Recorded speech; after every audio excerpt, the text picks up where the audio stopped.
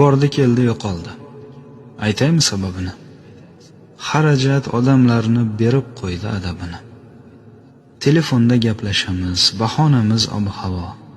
4 ta non u yo'l kira bo'lib qolgan muammo. Yoshlarga qiyin bo'ldi gazga, suvga, svetga, maoshlari yetmayapti. Yer solig'i, axlatga. 60-70 yillarga bir qaytaylik, bolalarga yoshligimiz, ertagini aytaylik.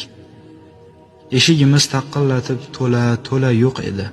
Hamma ish bilan ovvora, qornimiz ham to'q edi.